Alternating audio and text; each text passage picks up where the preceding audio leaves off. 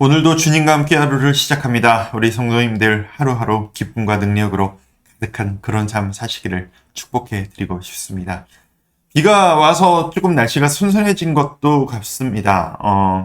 날씨가 비가 왔다 갔다 복잡해서 사실 걱정이 좀 됩니다. 우리 내일 유치부 성경학교와 청소년부 여름 수련회가 있는데 우리 아이들에게 너무 소중한 시간이잖아요. 날씨가 좀 적당히 참 좋았으면 좋겠는데 비가 이렇게 계속 왔다 갔다 한다는 소식이 있어서 사실 계속 좀 기도를 하게 됩니다. 성도 여러분들도 함께 좀 기도를 부탁드리겠습니다. 우리 아이들, 우리의 자녀들, 이 자녀들이 우리보다 더 광대하신 하나님의 은혜를 누리고 주님의 그 거듭남을 경험해야 되는데 우리 아이들에게 그래서 내일의 시간이 너무 중요한 시간이 될 것 같습니다. 오늘 하루 우리 아이들을 위해서 우리 주일학교 수련회를 위해서 기도해 주시고 이번 주에 내일은 유치부와 청소년부 그리고 다음 주 토요일에는 초등부 여름성경학교가 있습니다. 복된 시간 될 수 있도록 함께 기도를 부탁드리겠습니다. 오늘 보실 말씀은 예레미야 21장에서 5장까지 말씀입니다. 여러분 이 예레미야 어떻게 읽고 계신지 모르겠습니다.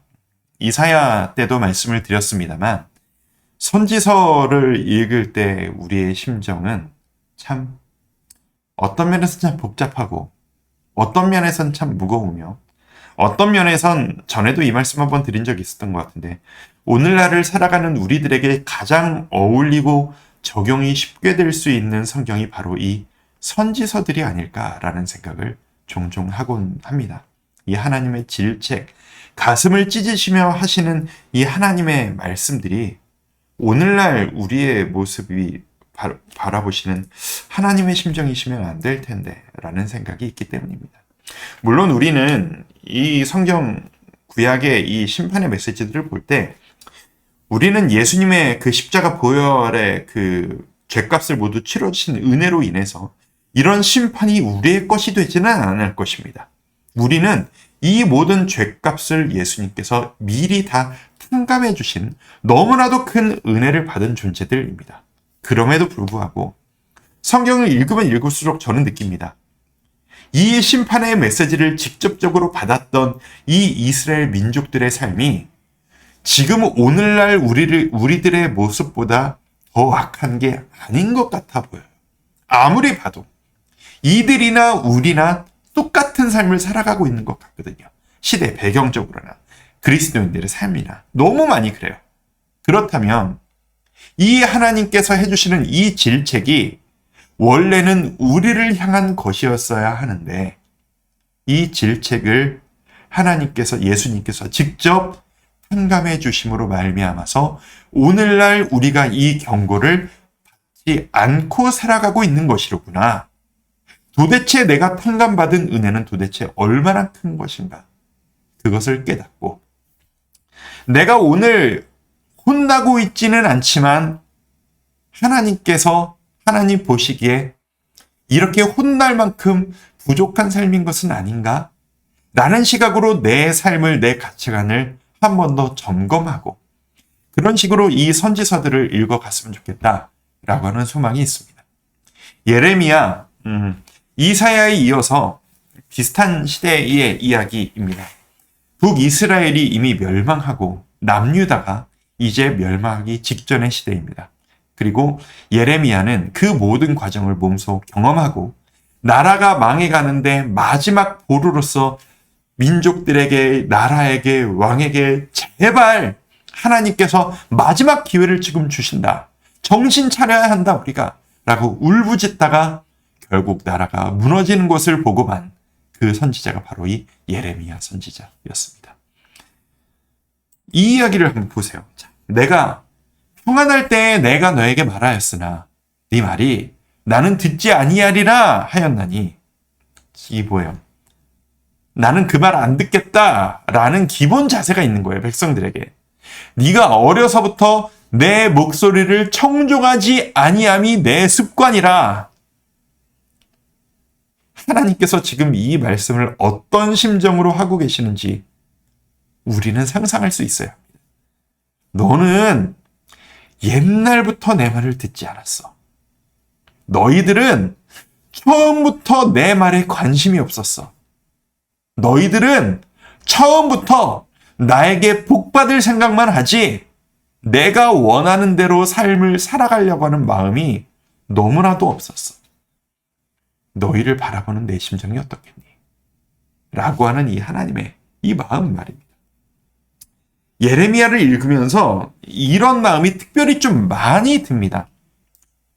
하나님이 지금 진짜 속상하시구나. 하나님이 예레미야에게 계속 한탄하듯 푸념하듯 가슴을 찢으시면서 막 하시는 이 심정들이 느껴지지 않으시던가요?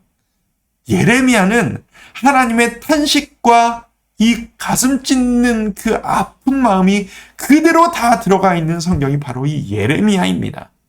그리고 예레미야는 이 하나님의 심정을 백성들에게 계속 전달합니다. 들어먹지를 않는 거예요. 들어먹지를 않는 거예요. 이 유다 백성들은 하나님의 말씀을 끊임없이 무시하고 못 들은 척했고 어떤 지경까지 갔냐 하면 가짜 선지자들이 등장합니다. 가짜 선지자들이 등장을 해서 하나님이 보내신 선지자가 아닌데 내가 하나님의 부름을 받았다라고 이야기를 하고 하나님이 그 선지자에게 말을 전하지 않으셨는데 내가 하나님께서 나에게 말씀 주셔서 이런 말을 전하라 하셨다. 그 내용이 뭐냐면 너희에게 평강이 있을 것이다. 너희는 망하지 않을 것이다. 너희에게 평안이 있을 것이다. 너희는 다 잘 될 것이다. 여러분, 하나님이 우리에게 평안과 잘 될 것이다 라는 메시지를 주신 게 맞죠. 그런데 그건 조건이 있습니다. 너희가 내 말로 돌아와 내 말씀대로 내 뜻대로 살아가기를 너희가 약속한다면 너희에게는 그 어떤 상황에서도 희망이 있을 것이다. 회복이 있을 것이다. 이게 하나님의 뜻이었는데 이건 다 빼고 무조건 너는 복받을 거다. 너는 특별한 존재다. 너는 평안할 것이다. 너는 절대 망하지 않을 것이다. 이렇게 듣기 좋은 소리만 계속하고 앉아있으니 이 유다 백성들은 지금 삶이 엉망진창이고 타락의 끝을 달리고 있고 왕이나 선지자나 백성들이나 모두 다 하나님을 떠나 있는데 축복만 전하고 있으니 이건 거짓 메시지가 되는 겁니다. 여러분, 그럴 때 있지 않으세요? 자녀들을 훈계하실 때 제일 속상한 상황이 뭐냐면 아마 이런 거 아닐까 싶습니다. 진짜 속상해서 말을 했는데도 안 지키고 말을 했는데도 안 지키고 약속하자. 야, 엄마랑 아빠랑 약속할 수 있어? 약속할게요. 약속까지 하고 약속해서 어기면 벌 받는 것까지 약속까지 하고 다 했는데도 그래도 약속을 어겨요. 그래서 분통이 터져서 엄마가 아빠가 아이를 붙잡고 한참을 혼을 냅니다. 혼을 내는데 아이가 눈이 왔다 갔다 하는 게 보이죠. 딴 생각을 하고 있는 게 뻔히 다 보이죠. 그래서 아이에게 묻습니다. 너 지금 엄마가 아빠가 왜 화나는지 네가 지금 뭘 잘못했는지 너 지금 알아 몰라? 부모의 속을 뒤집어 놓는 대답이 뭐죠? 잘 모르겠는데요. 이겁니다. 한참을 이야기했고 지금도 한참 동안 이야기를 하고 있는데 귓등으로 흘리고 지금 내가 뭘 잘못했는지 뭘 고쳐야 했는지 왜 혼을 내는 부모님은 왜 속이 상한 건지를 들으면서도 모르고 있는 자녀의 모습. 그게 부모 입장에서 가장 속상한 거 아니겠습니까? 예레미야에게 말씀하시는 하나님의 심정이 바로 그것입니다. 난 아브라함 때부터 너희에게 모세에게 이야기했다. 다윗에게도 이야기했다. 그 얘기가 바뀐 적이 단 한 번도 없다. 나는 항상 똑같은 것을 너희에게 요구하고 너희에게 동일한 것을 요구했다. 근데 왜 너희는 내 말을 들으려고 하지를 않니? 부모의 심정이 뭐죠? 혼내시면서도 희망을 주고 싶은 겁니다. 그렇게 혼내시면서도 부모님은 아이들을 포기할 수가 없잖아요. 마지막으로 기회를 줄게. 이 마지막 기회를 줄게가 수십 번, 수백 번인 거예요. 이스라엘 민족에게는 수천, 수만 번이었겠죠. 한 번만 더 기회를 줄게. 제발 돌아오라. 내가 지금 가슴을 찢는 심정으로 너희에게 이야기한다. 그가 이르시기를 너희는 각자의 악한 길과 악행을 버리고 돌아오라. 그리하면 나 여호와가 너희와 너희 조상들에게 영원부터 영원까지 준 그 땅에 살리라. 자, 여러분, 이 이야기가 사랑하는 마음으로 축복하면서 주시는 그런 희망의 메시지가 아니라는 것을 아셔야 합니다. 끝까지 혼내시다가 진짜 혼만 내면 얘들이 희망을 잃어버릴까봐 가슴이 아파서 분통 터지는데 한 번 더 기회를 줄게. 제발 좀 돌아와라. 그러면 내가 너를 망하게 하는 게 내가 원하는 목적이 아니지 않니? 알겠니? 이겁니다. 너희는 다른 신을 따라다니며 섬기거나 경배하지 말며 너희 손으로 만든 것으로서 나의 노여움을 일으키지 말라.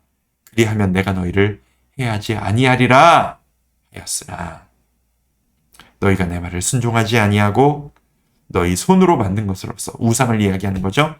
나의 노여움을 일으켜 스스로 해하였느니라. 이 말씀 뒤에 무슨 얘기가 나오나요? 끝까지 너희가 나와의 약속을 지키지 않았으니 약속을 지킬 수밖에 없겠구나. 너희는 바벨론 왕에게 침략을 당하고 끌려가서 노예로 포로로 살아갈 수밖에 없게 될 것이다. 그리고 그 일은 실제로 이루어집니다.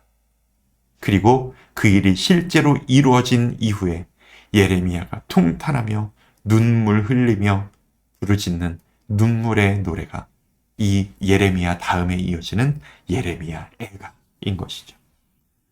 성도 여러분, 오늘 말씀 시작할 때 말씀드렸던 것처럼 이 심판의 메시지는 오늘날 우리를 향한 메시지는 아닙니다. 우리는 심판받지 않을 자격이 있습니다. 우리가 잘 살아서가 아니죠. 예수님께서 그 심판을 미리 당하셨기 때문입니다. 하지만 동시에 우리가 죄값을 탕감받은 그 크기가 이렇게 하나님께서 속 터질 정도로 속상하신 일을 용서받았다라는 것을 감격으로 그리고 송구함으로 받아야만 할 것입니다. 그리고 이 용서를 미리 받은 우리가 살아가고 있는 우리의 현실이 너무나도 부족하고 하나님을 실망시켜드릴 수도 있겠다라는 우리의 악하고 세상과 타협하는 우리의 모습이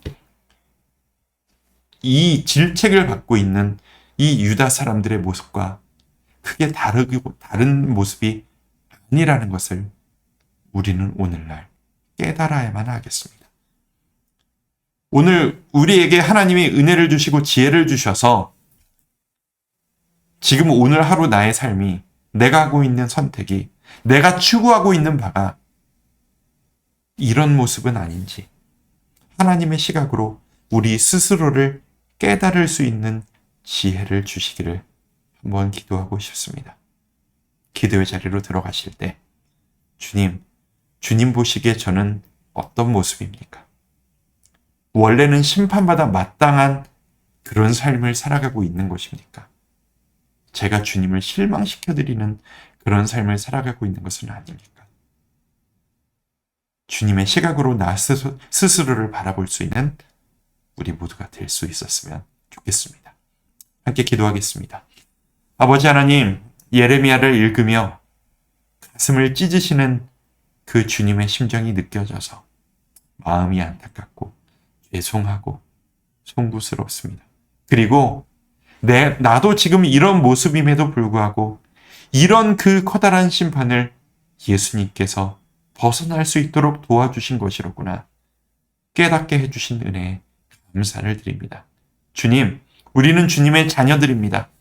주님의 자녀들이기에 우리는 주님의 사랑과 복을 받으며 살아가고 있습니다.